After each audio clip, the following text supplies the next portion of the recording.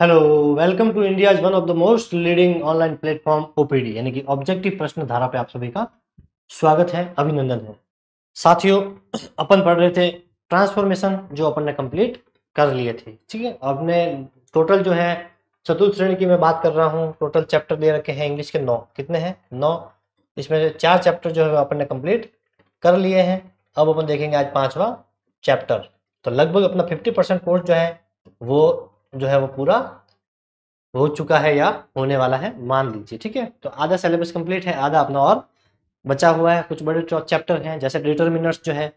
Article भी किसका part है? आर्टिकल जो है साथियों वो भी डिटरमिनर्स का ही पार्ट है। ठीक है, तो आर्टिकल किसका पार्ट है?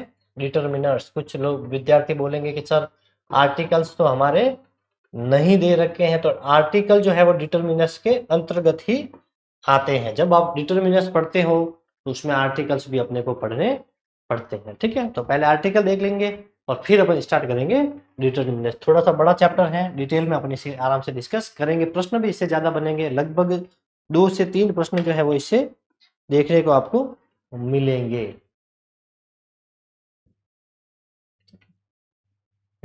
ठीक है, तो एक अच्छा चैप्टर है, इजी है, आराम से आपको इजी वे में समझ में आ जाएगा। चलिए शुरू करते हैं क्लास। देखिए, आर्टिकल क्या है? आर्टिकल। आर्टिकल जो है साथियों कितने प्रकार के होते हैं, ये कुछ बेसिक बातें पहले देख लेते हैं। हालांकि प्रश्न जो है वो अपना ये आर्टिकल कितने प्रकार के होते हैं, कौन कौन से होते हैं, इस प्रकार का प्रश्न नहीं आता। प्रश्न सीधा आएगा कि इसमें ए आएगा, एन आएगा या द आएगा। खाली जगह दे रखी होगी, उसमें ए बनना है, एन बनना है, द बनना है या जीरो आर्टिकल बनना है। जो जिसमें किसी भी प्रकार का आर्टिकल नहीं आता है उसे जीरो आर्टिकल कहते हैं। फिर भी अपन देख लेते हैं कि इसके टाइप्स जो है वो कौन कौन से होते हैं। तो आर्टिकल जो है साथियों उसे 2 भागों में डिवाइड किया गया है। कितने भागों में? 2 भागों में। एक होता है साथियों इनडेफिनेट आर्टिकल और दूसरा होता है डेफिनेट आर्टिकल। और इनडेफिनेट से आपको समझ में आ रहा है, वो इनडेफिनेट टेंस भी अपन ने पढ़ा था। तो अनिश्चित, इनडेफिनेट का मतलब होता है अनिश्चित। क्या होता है? अनिश्चित। ठीक है, और डेफिनेट का मतलब होता है निश्चित। क्या होता है? निश्चित। एक दूसरे के ये दोनों अपोजिट है। तो डेफिनेट का अगर आर्टिकल पूछे, सॉरी अपोजिट पूछे, तो क्या होता है? इनडेफिनेट। क्या होता है? इनडेफिनेट। तो इनडेफिनेट आर्टिकल में कौन सा आएगा? ए और एन। क्या आएगा? ए और एन। आर्टिकल टोटल कितने होते हैं? 3 होते हैं। कितने होते हैं? 3 होते हैं। एक होता है ए, एक होता है एन और तीसरा होता है द। इसको द भी पढ़ते हैं और इसको दी भी पढ़ते हैं। ठीक है, तो कब द पढ़ना है, कब दी पढ़ना है, ये भी अपन बता देंगे। और डेफिनेट आर्टिकल है द। तो आर्टिकल 2 प्रकार के होते हैं, डेफिनेट और इनडेफिनेट। डेफिनेट आर्टिकल होता है द और इनडेफिनेट आर्टिकल होते हैं ए और एन। देखिए, जब ये द जो है इसके बाद आने वाला कोई भी वर्ड है वो शुरू हो रहा है किसी ना किसी वॉवेल से। किससे शुरू हो रहा है? किसी ना किसी वॉवेल से वो शुरू हो रहा है। जैसे ये एंड है, तो एंड इसको ऐसे लिखते हैं एंड। तो ये ए जो है ये क्या है? स्वर है। हिंदी में अपने को देखना है। और ई जो है ये क्या है? स्वर। तो अगर वॉवेल, वॉवेल नहीं स्वर, तो जब द के बाद में आने वाला जो शब्द है उसका पहला अक्षर जो है वो कोई ना कोई क्या होगा? वॉवेल होगा, यानी कोई ना कोई स्वर होगा। तो फिर अपन इस द को पढ़ेंगे साथियों दी। क्या पढ़ेंगे?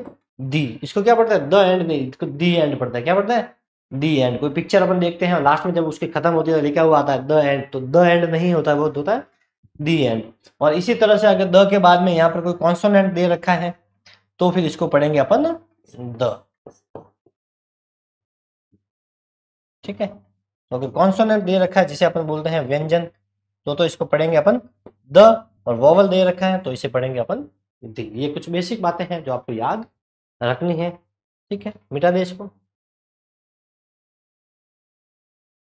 तो 2 प्रकार के आर्टिकल होते हैं, डेफिनेट और इनडेफिनेट आर्टिकल। इनडेफिनेट ए और एन और डेफिनेट आर्टिकल द। देखिए,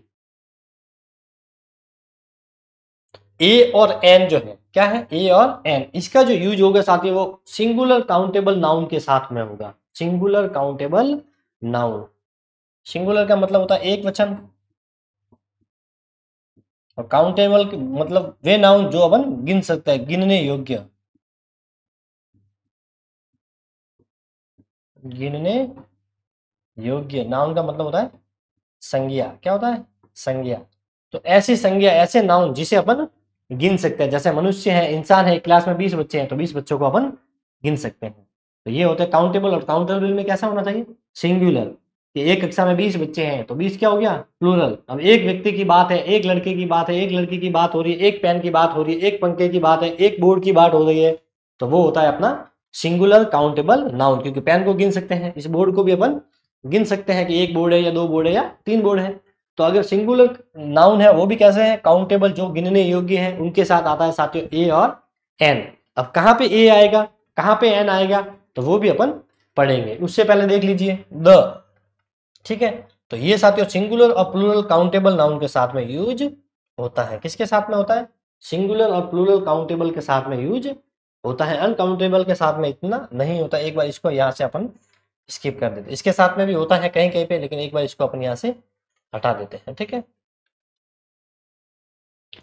ठीक है। तो इसका ये तो आएगा सिंगुलर काउंटेबल के साथ में, और द आएगा साथियों सिंगुलर और प्लूरल दोनों ही काउंटेबल के साथ में। ठीक है, इसका मतलब वही होता है गिनने योग्य। तो द का यूज सिंगुलर के साथ में भी हो सकता है, प्लूरल के साथ में भी हो सकता है, लेकिन ए और एन का यूज हमेशा ही सिंगुलर के साथ में होगा। सिंगुलर में भी कैसा होगा? तो काउंटेबल नाउन होगा जो अपन गिन सकते हैं। ये मोटे रूप से पहचान है। अब आप बोलोगे कि सर सिंगुलर काउंटेबल, जैसे मान लीजिए बॉय दे रखा है, एक लड़का है, तो अब इसके आगे कौन सा आर्टिकल आएगा? क्योंकि सिंगुलर काउंटेबल के साथ में ए भी आता है, एन भी आता है, द भी आता है, तो कैसे पता चलेगा? तो देखिए यहाँ पे लिखा हुआ इनडेफिनेट, यहाँ पे लिखा हुआ डेफिनेट। जब किसी ऐसे व्यक्ति की बात कर रहे हैं जिसे अपन पहले से जानते हैं या जिसका पहले उल्लेख हो रखा है, दूसरी बार वापस उसका उल्लेख हो रखा है, तो वो हो जाता है निश्चित। जिस किसी व्यक्ति को अपन जानते हैं, एक बार उल्लेख होने के बाद दोबारा उसके बारे में बात की जाती है, तो अपन भरेंगे द। ठीक है, और पहली बारी कोई वर्ड यूज हो रहा है जिसे अपन नहीं जानते हैं, तो उसके लिए आएगा अपने ए और एन में। एन का जो यूज होगा साथियों, ये वोवेल साउंड से शुरू होने वाले वाक्यों के साथ में होगा। जब ब्लैंक दे रखा है, इसके बाद में यहाँ पर जो भी नाउन दे रखा है उसका जो प्रोनाउंसिएशन करेंगे, और शुरू में अगर कोई स्वर आ रहा है, स्वर से यहाँ पे मतलब है वोवेल इंग्लिश में 5 होते हैं। एक तो होता है ए, एक ई, एक आई, एक ओ और एक यू। लेकिन अपने को क्या करना है कि उस वर्ड को पढ़ना है। अगर उसमें उच्चारण अ आ रहा है, आ, ई, बड़ी ई, उ, बड़ा ऊ, ठीक है, ए, आई, ओ, औ, ठीक है, इसमें से अगर कोई आ रहा है हिंदी में, अगर इन वर्ड, जब भी किसी वर्ड का उच्चारण करेंगे और उसका शुरुआती अक्षर अ, आ, ई, हिंदी वाले ये जो वर्ण है इसमें से आ रहा है, तो अपन इसके साथ में यूज करेंगे साथियों एन। क्या यूज करेंगे? एन।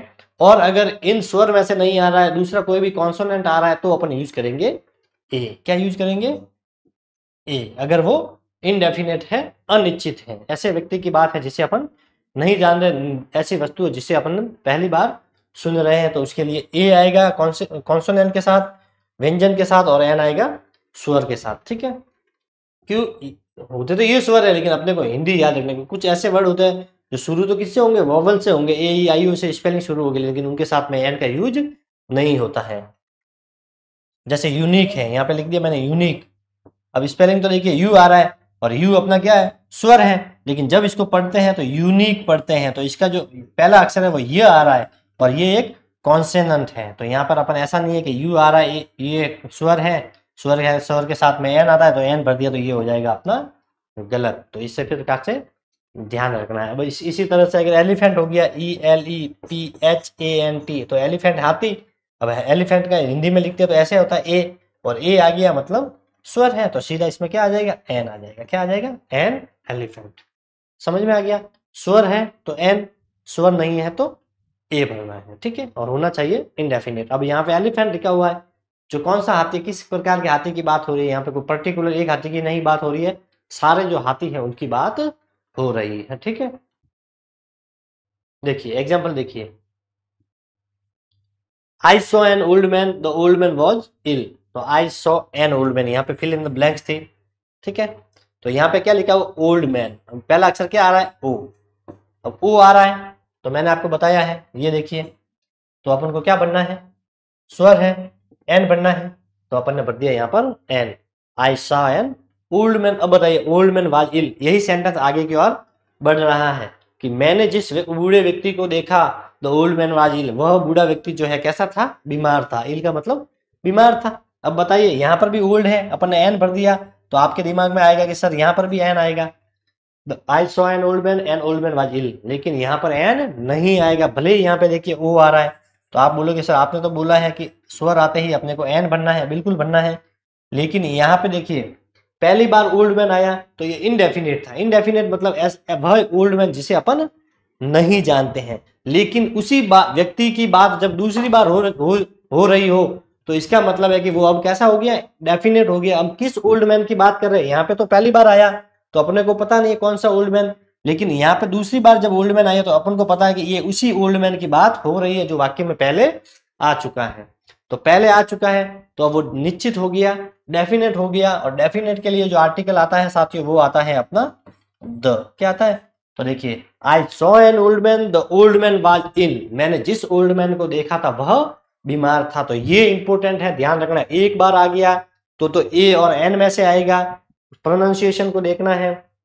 स्वर आ रहा है तो एन लगा दीजिए, स्वर नहीं होता, मान लीजिए यहाँ पर सिर्फ मैन होता, ओल्ड नहीं होता, तो अपन लगा देते मैन, ठीक है। और यहाँ पे तो द ही आता, क्योंकि वो सिंगुलर और प्लूरल दोनों के लिए ही द ही आता है। और ये निश्चित हो गया कि उसी व्यक्ति की अपन, जैसे अपन स्टोरी लिखते हैं, एक बार देख लीजिए यहाँ पर, once upon a time there was a crow. अपन ने क्या लिखा है यहाँ पर, क्रो, क्योंकि स्टार्टिंग किससे हो रहा है, क से, क्रो, तो क क्या है, व्यंजन है, इसीलिए अपन ने यहाँ पे भर दिया ए। अगर यही किसी स्वर से शुरू होता तो अपन भर देते एन, तो क्रो।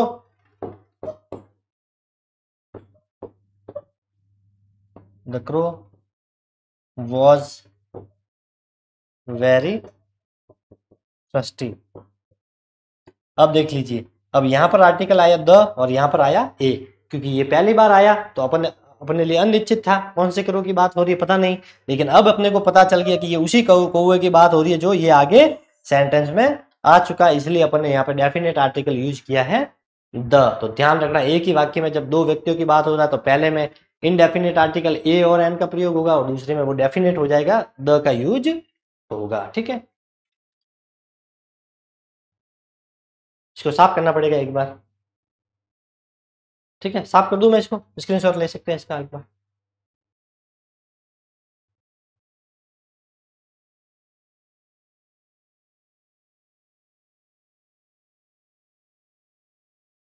देखिए पहला इसका जो रूल है, जो नियम जिसे अपन बोलते हैं, वो क्या है, a word begin with a vowel sound takes an. अगर कोई भी ऐसा वर्ड है जो बिगिन का मतलब शुरू हो रहा है, क्या हो रहा है, बिगिन का मतलब शुरू हो रहा, विथ यानी से, किसी से, अ वोवेल, एक स्वर से अगर कोई वाक्य शुरू हो रहा है और स्वर से शुरू हो रहा है तो अपने को पता है कि उसके साथ में क्या आएगा, एन आएगा। जैसे मान लीजिए एलिफेंट है तो अपन क्या लगा देंगे, अगर यहाँ पे दे रखा ब्लैंक तो एन आ जाएगा, ठीक है, क्योंकि ये एलिफेंट ए आता है और ए क्या है, स्वर है, ठीक है। वोवेल वैसे ये ए ई आई ओ यू, लेकिन अपने को हिंदी वाला वर्ड वहां पर याद रखना है, ठीक है। इसी तरह से अम्ब्रेला हो जाए तो अम्ब्रेला के साथ में भी ए आ जाएगा, सॉरी एन आ जाएगा, क्या आ जाएगा, एन। तो देखिए अगर कोई वोवेल से शुरू हो रहा है, वोवेल साउंड, ठीक है, ध्वनि, ध्वनि उसकी वोवेल वाली होनी चाहिए, अल्फाबेट से कोई मतलब नहीं है, ठीक है।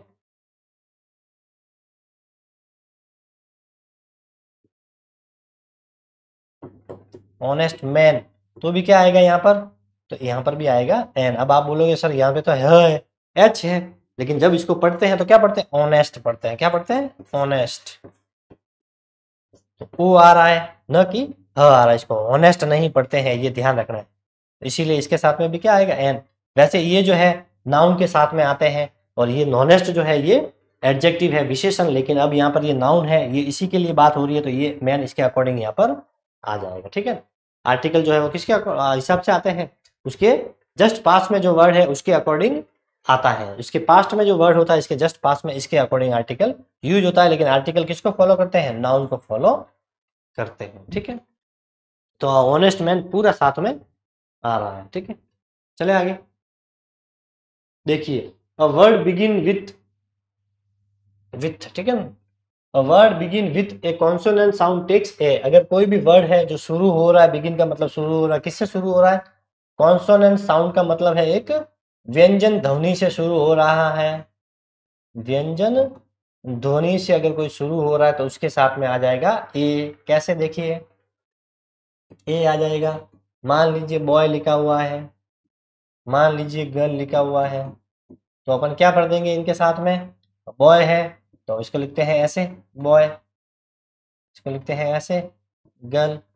तो देखिए ब है तो ब आ रहा है, इसका मतलब व्यंजन है, तो यहाँ पे ए आ जाएगा बॉय, यहाँ पर भी ये गर्ल आ जाएगा, क्योंकि दोनों ही किससे शुरू हो रहे हैं, व्यंजन से, यानी कि कॉन्सोनेंट से शुरू हो रहे हैं। यही अगर वर्ड स्वर से शुरू होते, वोवेल से शुरू होते, तो अपन इसमें भर देते एन, क्या भर देते एन। देखिए एग्जाम्पल, एक रूल है, और देखिए ये एग्जाम्पल मैंने आपको दे दिया, जैसे देखिए अ बॉय, ठीक है, अ गर्ल, ये सारे इसके एग्जाम्पल होंगे, हो गए इसके ऊपर वाले के, ठीक है। Use and when sound and letter both are one vowel, use an, अपने को एन का यूज करना है, किसका यूज करना है, व्हेन साउंड, जब साउंड जो है, साउंड का मतलब है ध्वनि जो है, और लेटर मतलब शब्द जो है, वर्ण जो है, वो दोनों ही क्या होंगे, वोवेल होंगे, क्या होंगे, वोवेल, ठीक है। तो उसके साथ में अपने को यूज करना है एन, क्या यूज करना है एन। तो एप्पल लिखा हुआ है, तो देखिए इसकी ध्वनि भी एप्पल, एप्पल ऐसे लिखते हैं, अब इसकी ध्वनि भी क्या हो रही है, ए आ रही है एप्पल, और इसका अल्फाबेट भी आगे से क्या आ रहा है, स्वर है, भाई 5 होते हैं ये, ए ई आई ओ और यू। तो देखिए शुरू भी ये वोवेल को ही बोलते हैं, ये वोवेल मतलब स्वर, तो शुरू भी ए से हो रहा है, मतलब वोवेल से, स्पेलिंग भी शुरू वोवेल से हो रही है, और इसको हिंदी भी एप्पल ही बोलते हैं, तो सीधा सा है, इसके साथ में क्या आ जाएगा एन। इसी तरह से इंक पॉट में आई है, मतलब एक स्वर है, और पढ़ते भी इसको इंक पॉट है, ठीक है। तो इंक पॉट में पढ़ते हैं तो ई आ रहा है, तो इसका मतलब इसके साथ में भी एन आ जाएगा। ऐसे वर्ड जिसका पहला अक्षर स्वर ही है, मतलब या तो वो शुरू होगा ए से, ई से, आई से, ओ से या यू से, और जब इसको उच्चारण करेंगे तो वो भी किसी न किसी स्वर से होगा, तो वहां पर अपने को यूज करना है एन। अब ऑरेंज है तो ऑरेंज ऐसे लिखते हैं, तो ये ओ आ रहा है, और ओ है वो एक स्वर है, तो इसमें सीधा सा, और इसी तरह से आउल, ठीक है ना, ये एल है, आउल जो है उल्लू जिसे बोलते हैं,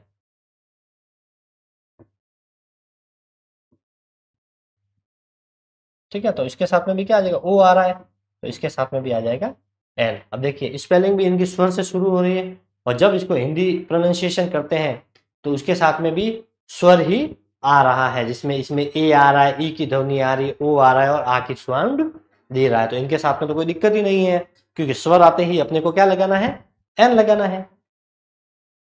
रूल दूसरा देख लेते हैं, देखिए यूज ए, अब अपने को किसका प्रयोग करना है, a, when sound and letter both are consonant, क्या होंगे, अपने को ए का यूज करना है जब ध्वनि और शब्द जो है बोथ, बोथ क्या हो, ये आर है, ठीक है ना, बोथ आर कॉन्सोनेंट, ये एन है, ठीक है, कॉन्सोनेंट है ये, कॉन्सोनेंट मतलब व्यंजन है, क्या है, व्यंजन। तो ऐसे शब्द जो शुरू भी किसी ना किसी कॉन्सोनेंट से हो रहे हैं, कॉन्सोनेंट कैसे होते हैं, तो ये जो 5 अल्फाबेट लिखे हुए ए ई आई ओ यू, इनके अलावा जितने भी वर्ण हैं वो सारे के सारे कॉन्सोनेंट है, ठीक है। और उसका जब अपन बोलेंगे तो साउंड भी जो है वो किसी न किसी व्यंजन की ध्वनि दे रखा हो, तो वहां पर अपने को ए का यूज, कार, तो क मतलब क की साउंड दे रहा है, क आ रहा है, और क क्या है, कॉन्सोनेंट है, और यहाँ पर भी सी है, ये भी कॉन्सोनेंट है, तो सीधा ए आ जाएगा आकार। अब बॉय में भी ब आ रहा है, ब जो है वो स्वर नहीं है, और बी भी नहीं है, तो यहाँ पे आ जाएगा ए, मैन में भी ए, और हाउस में भी ए। अब इनकी स्टार्टिंग से भी क्या हो रहा है, एम भी एक व्यंजन है, एच भी एक व्यंजन है, बी भी एक व्यंजन है, और सी भी एक व्यंजन है, और जब इसके अपन पढ़ते हैं तो उसका उच्चारण भी एक व्यंजन का ही आता है। कार में क, बॉय में बी, मैन में म आ रहा है, और हाउस में ह आ रहा है, क्या आ रहा है, ह। अगर इनका उच्चारण किसी स्वर से होता तो अपन एन लगा देते, फिर चाहे अल्फाबेट में आगे कुछ भी दे रखा हो। रूल थर्ड देखिए, तीसरा जो नियम है, use a when the letter is vowel but sound is consonant. यहां पर भी अपने को यूज तो ए ही करना है, लेकिन उसका जो लेटर जो होगा वो तो किसी ना किसी से वॉवेल से शुरू होगा, किससे शुरू होगा, लेकिन उसका जो साउंड होगा वो किसी ना किसी कॉन्सोनेंट को शो करेगा। देखिए मैंने आपको बताया कि स्वर कौन से होते हैं, ए ई आई ओ यू, ये पांचों होते हैं। तो देखिए ये भी यू यानी इंग्लिश के में वॉवेल से शुरू हो रहा है, यू बिल्कुल है, ये भी यू है, यहाँ पर भी ई है, और ई भी क्या है अपना स्वर है। तो आप सीधा इसके आगे लगा दोगे एन, तो ये हो जाएगा अपना रॉन्ग, क्योंकि इसको पढ़ना है। मैंने आपको बताया इसको क्या पढ़ता है, यूनियन, यूनियन। और यूनियन में जो पहला अक्षर है वो य आ रहा है, क्या आ रहा है, य। और ये जो है वो एक कॉन्सोनेंट है, न कि वॉवेल है, तो यहाँ पे आएगा ए, यूनियन, ठीक है। अ यूनिक बुक, तो यहाँ पे अ आएगा। एन यूनिक बुक नहीं होगा, य का ये साउंड दे रहा है, न कि ऊ का साउंड दे रहा है। उसी तरह से इसको यूरोपियन नहीं यूरोपियन पढ़ते हैं, तो ये भी य का साउंड दे रहा है, तो यहाँ पर भी आएगा ए, अ यूरोपियन। क्या आ रहा है, अ यूरोपियन। इंडियन होता, इंडियन तो क्या लगा दे बताइए। अब इंडियन में ई आ रहा है, स्वर है, तो यहाँ पे ए नहीं आकर के एन आ जाएगा, एन इंडियन। क्या हो जाएगा, एन इंडियन। समझ में आ गया। इसको पढ़ना है, साउंड जो है वो अगर वॉवेल आ रहा है तो एन लगाना है, अदरवाइज अपने को ए लगाना है। आज अपन जो पढ़ रहे हैं वो इनडेफिनेट आर्टिकल पढ़ रहे हैं, इनडेफिनेट आर्टिकल पढ़ रहे हैं। उसमें कौन कौन से आते हैं, ए और एन ही पढ़ेंगे। द जो है वो अपन कल पढ़ेंगे, ध्यान रखना। अपन आज ये जो है ए और एन ही पढ़ेंगे। कुछ एग्जांपल इसके भी लिए हैं, लेकिन पर्टिकुलर अपना फोकस ए और एन पे रहेगा। ये जितने भी रूल्स है वो सिर्फ ए और एन के लिए लागू हो रहे हैं। इनडेफिनेट पढ़ेंगे। यूज एन, अब अपने को किसका यूज करना है, एन का। व्हेन लेटर जो है वो कॉन्सोनेंट है, क्या होगा, जो वर्ड दे रखे होंगे वो किसी ना किसी कॉन्सोनेंट से शुरू होंगे, ठीक है। एंड उसका जो साउंड जो होगा, उसकी जो ध्वनि होगी वो स्वर वाली होगी। तो अपने तो मैन मतलब किससे है, स्वर से है, अल्फाबेट से अपने कोई भी मतलब नहीं। अल्फाबेट चाहे स्वर हो या व्यंजन हो, अपने को ध्वनि देखनी है। अगर ध्वनि स्वर वाली है तो अपने को एन लगाना है, अदरवाइज अपने को ए लगाना है। तो देखिए यहाँ पर क्या लिखा हो, अवर। तो जिस घंटे को बोलते हैं इसको अवर पढ़ते हैं। तो आगे तो एच आ रहा है, व्यंजन है, लेकिन इसको पढ़ते हैं अवर, ठीक है। इस तरह से ये पढ़ते हैं। तो अ आ रहा है, और अ ये क्या है, स्वर है, वॉवेल है, तो इसके साथ में आ जाएगा एन। इसी तरह से इसके साथ में भी एन, ठीक है ना। एयर, इसको हेयर नहीं पढ़ते, एयर इसका मतलब होता है हिंदी में साथ उत्तराधिकारी। क्या होता है, उत्तराधिकारी। इसके साथ में एन। ऑनर का मतलब होता है सम्मान। क्या होता है, सम्मान। इसी तरह से ऑनेस्ट मैन, ठीक है, ईमानदार व्यक्ति, तो इसके साथ में भी आएगा एन। इसको ऑनेस्ट पढ़ते हैं, क्या पढ़ता है, ऑनेस्ट मैन, ठीक है। ऑनेस्ट नहीं पढ़ते, एच यहाँ पर साइलेंट है, ये भी अपने को ध्यान रखना है। अपने को साउंड देखना है, साउंड अगर स्वर है तो एन लगा दीजिए, अदरवाइज ए लगा दीजिए। नोट देखिए इंपॉर्टेंट है ये नोट। एब्रीविएटेड, एब्रीविएटेड का मतलब होता है जब कोई बड़ी फॉर्म होती है उसको जब अपन छोटा करके लिखते हैं, संक्षिप्त जिसे बोलते हैं, संक्षिप्त, ठीक है, संक्षिप्त उसे बोलते हैं इंग्लिश में। एब्रीविएटेड वर्ड्स दे रखे हो तो उसके साथ में अपने को एन का यूज करना है, लेकिन जब उसी को अपन फुल फॉर्म में यूज करते हैं, पूरा फुल फॉर्म में यूज करते हैं, तो उसके साथ में फिर ए आएगा, एन नहीं आएगा। देखिए कैसे, तो एसपी, तो इसको कैसे लिखते हैं, एसपी, एस पी, इस प्रकार से लिखते हैं। तो ए आ रहा है, क्या हो रहा है, वोवेल है, वोवेल है तो एन एस पी। इसी तरह से an S I an M L A, क्योंकि एम एल ए कैसे लिखते हैं, एम। तो ए आ रहा है, एम एल ए, तो ए आ रहा है मतलब स्वर है, और स्वर है तो एन लगा दीजिए। इसी तरह से इसके साथ में भी एन आएगा, ठीक है। लेकिन जैसे ही देखिए एमएलए की फुल फॉर्म क्या होती है, member of legislative assembly, MLA की फुल फॉर्म होती है, ठीक है, मेंबर ऑफ लेजिस्लेटिव असेंबली। तो मेंबर में क्या आ रहा है, म आ रहा है। जैसे इसकी फुल फॉर्म अपन ने की तो ये व्यंजन हो गया। अब इसके साथ में एन नहीं लगेगा, इसके साथ में अब आएगा अपना ए। क्या आएगा, ए। अब यहाँ पर जो है अपन एन नहीं लगा सकते। तो एब्रीविएटेड जो वर्ब होते हैं उसमें शॉर्ट फॉर्म दे रखी है, उसका आगे वाला वर्ड देखना है। स्वर अपने को कुछ देखने की जरूरत नहीं है, आगे वाला वर्ड पढ़ना है। स्वर आ रहा है एन लगा दीजिए, और अगर व्यंजन आ रहा है तो ए लगा दीजिए, सीधा हिसाब है ये। रूल नंबर 5, पांचवा रूल देखिए, for price and frequency etcetera.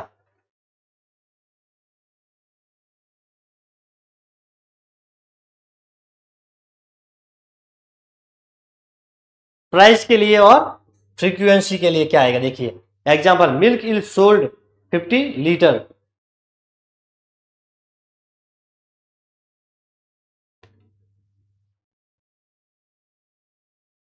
Milk is sold 50, ए आएगा या एन आएगा, बताइए इसमें।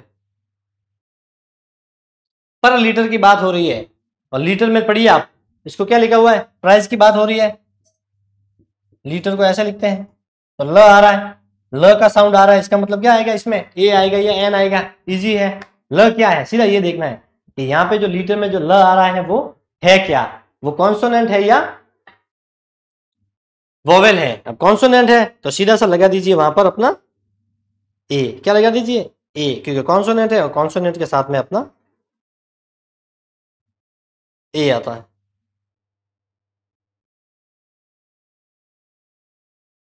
ठीक है,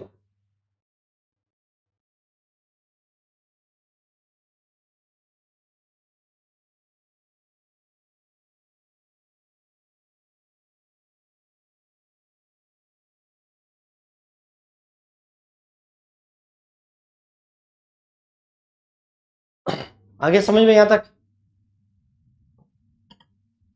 देखिए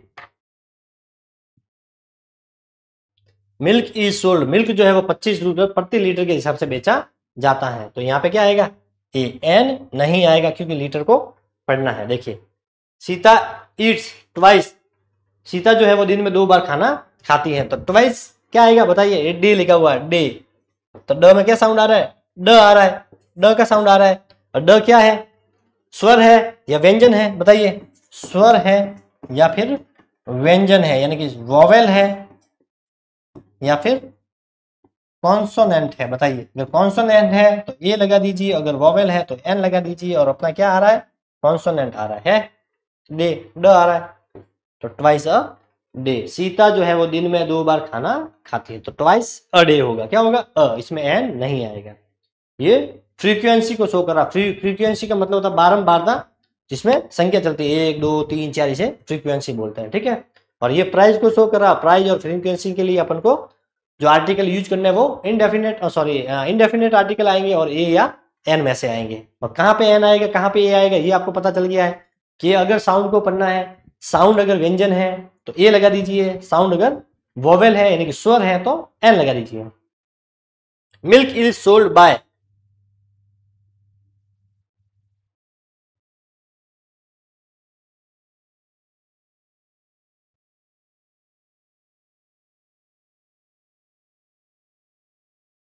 एल आएगा, ए आएगा, इसमें क्या आएगा, ए। ठीक है, क्या आएगा, ए, वही ये का ये सेंटेंस है लीटर वाला, और ल आ रहा है, और ल के लिए क्या है, कॉन्सोनेंट में होते हैं, क्योंकि स्वर में तो कौन से होते हैं, ए ई आई ओ यू, हिंदी में पढ़े तो अ आ ई ए आई ओ औ अंग अह, ये है। अगर साउंड में तो अपने को एन लगाना है, अदरवाइज अपने को ए लगाना। अब तीनों में ये अपन ने क्या लगाया है, ए लगाया है, क्या लगाया है, ए लगाया है। और फ्रीक्वेंसी और प्राइस के लिए ज्यादातर मोस्टली आपको क्या यूज करना है, ए का यूज करना है, इसका यूज करना है, ए का।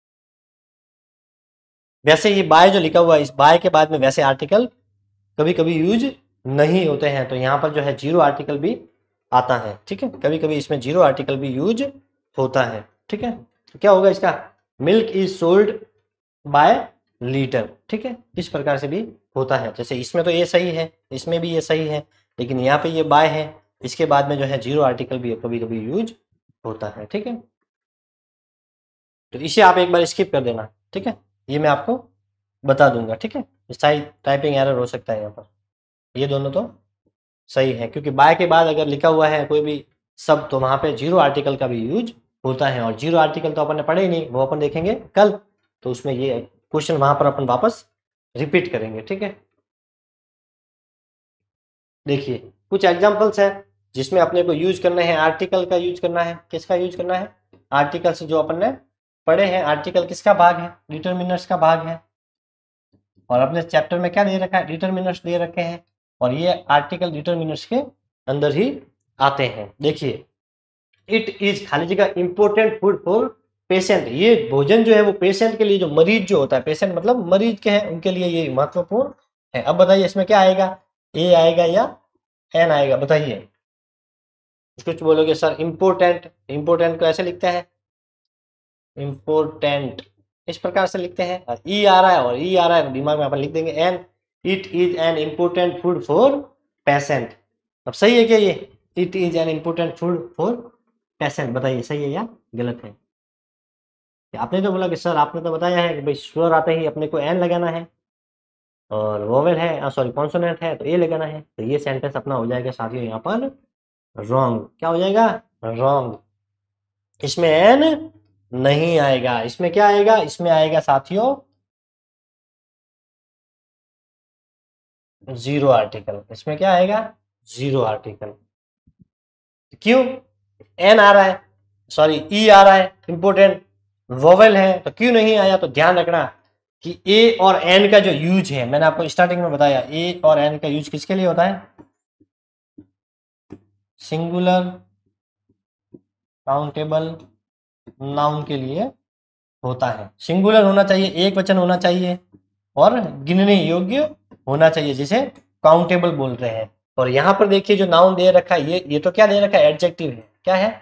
एडजेक्टिव है। और एडजेक्टिव के साथ में ये नाउन दे रखा है फूड।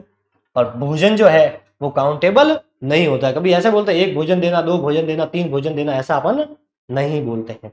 तो ये क्वांटिटी को बताता है, मात्रा को बताता है, ये अनकाउंटेबल होता है, काउंटेबल नहीं होता है। और अनकाउंटेबल के लिए तो अपन जो है ए और एन का यूज नहीं कर सकते। इसीलिए ध्यान रखना यहाँ पर आर्टिकल नहीं आएगा, क्योंकि पहली बात तो फूड जो है वो काउंटेबल नहीं है, जबकि ए और एन का यूज किसके लिए होता है? एक वचन गिनने योग्य काउंटेबल नाउन के साथ में ही ए और एन का यूज होता है। ए और एन के साथ में ही इसका यूज होता है। इसका एक एग्जांपल और देता हूँ। यहाँ पे मैंने लिख दिया आइस, तो बताइए आइस के साथ में कौन सा आर्टिकल आएगा? ए या एन?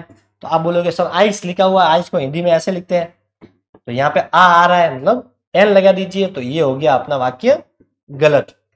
क्योंकि बर्फ है, बर्फ को अपन गिन नहीं सकते, ये भी अनकाउंटेबल है, ये अनकाउंटेबल है, ये काउंटेबल नहीं है। ए और एन लगाने के लिए वो सिंगुलर होना चाहिए प्लस काउंटेबल होना चाहिए।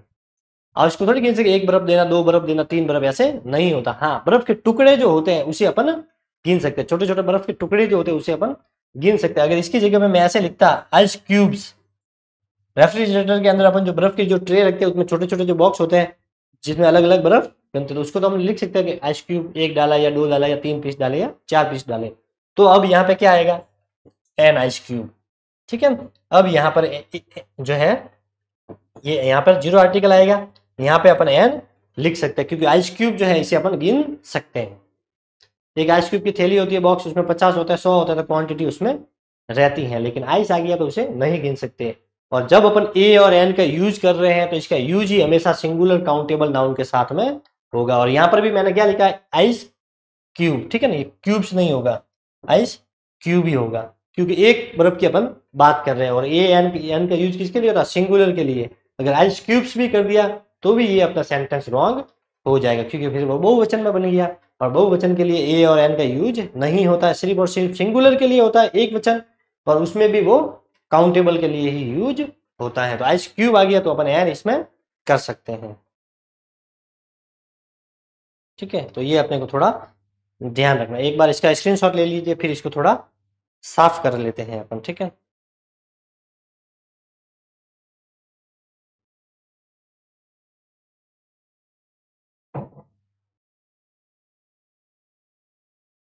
देखिए आई फाउंड, ये गलत है यहाँ पर। ठीक है, अर्न है, ये क्या है? अर्न। इसको साफ कर दो एक बार।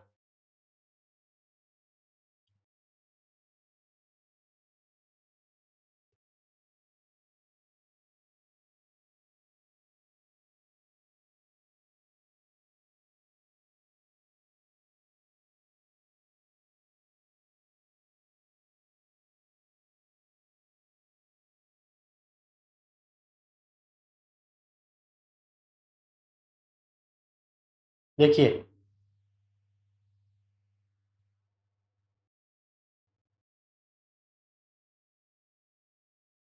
यहाँ पे ये अर्न है, यू आर और एन, ये क्या लिखा हुआ, अर्न।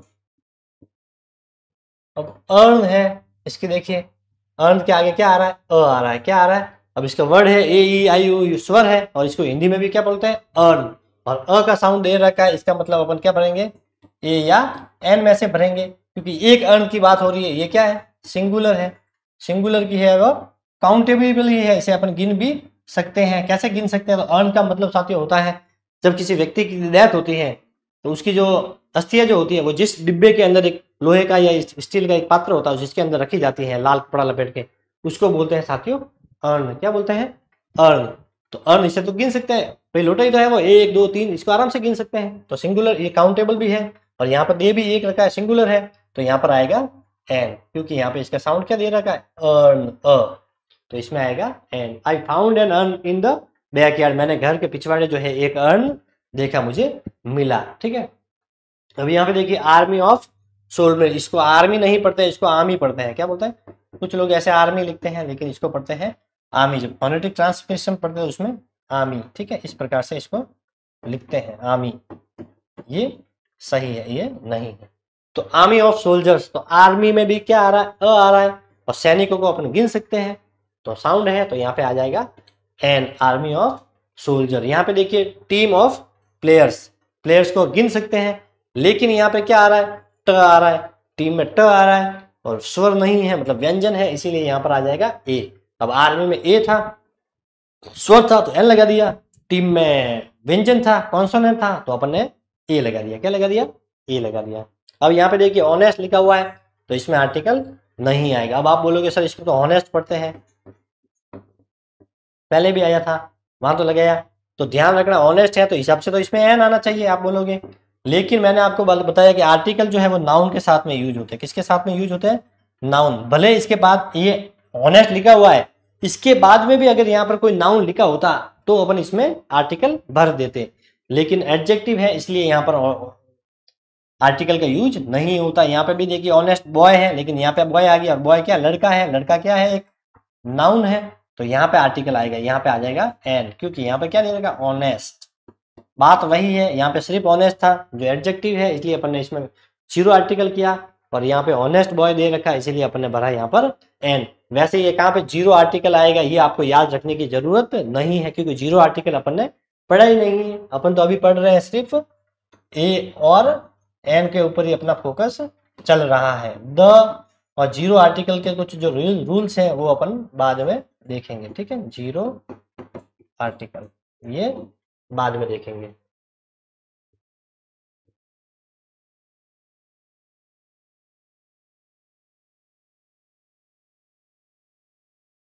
देखिए यहाँ पर भी ऑनेस्ट मैन लिखा हुआ है, यहाँ पे क्या आएगा बताइए, ऑनेस्ट मैन है, बताइए क्या आएगा, ए आएगा, एन आएगा, या जीरो आर्टिकल आएगा, बताइए।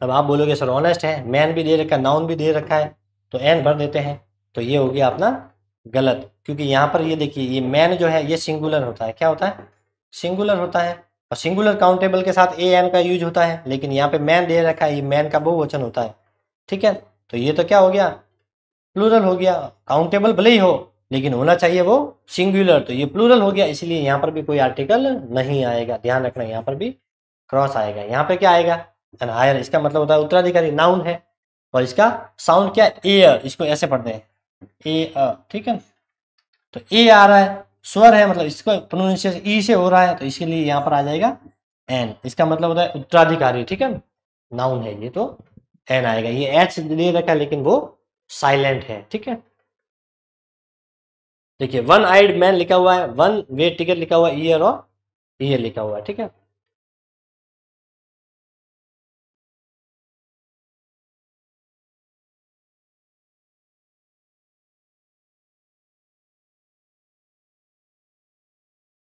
एक मिनट, हाँ।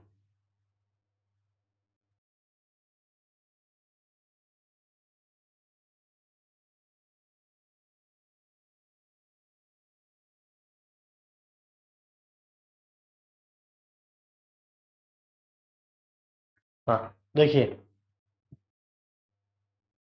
इसको साफ कर दो एक बार।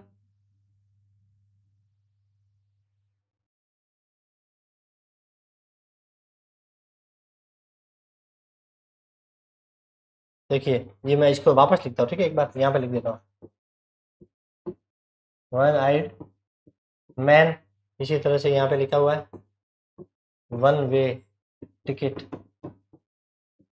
इसी तरह से यहाँ पे लिखा हुआ है ईयर, यहाँ पे ईयर।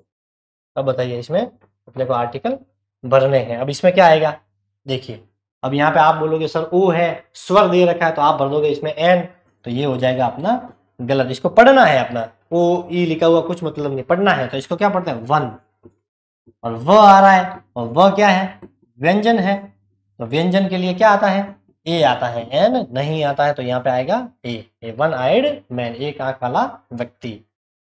यहाँ पे भी ए है तो यहाँ पर भी वन है, तो यहाँ पर भी आएगा ए। अब इसको क्या पढ़ते हैं ईयर, ठीक है ना, इसमें ईयर का साउंड दे रखा है, तो इसमें आएगा ए। ध्यान रखना इसको ईयर नहीं पढ़ते, वर्ड्स है इसलिए ईयर को यहाँ पर एन लगा दो तो ये गलत हो जाएगा। ध्यान रखना इसमें क्या आएगा, ए आएगा। इसमें कई लोग जो है वो कंफ्यूज होते हैं, ध्यान रखना इसमें क्या आएगा, ए आएगा। इसी तरह से देखिए ईयर, ईयर का मतलब होता है कान, स्पेलिंग में ई आ रहा है, ठीक है, उसके ऊपर तो भी ईयर है, और ई क्या है, एक वोवेल है,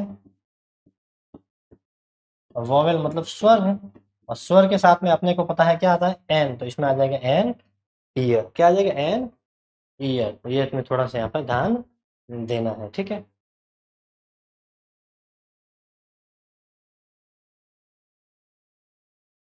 यही था साथियों आज की क्लास में। मिलते हैं कल एक नई क्लास के साथ, ठीक है, तब तक के लिए all the best, thank you, have a nice day.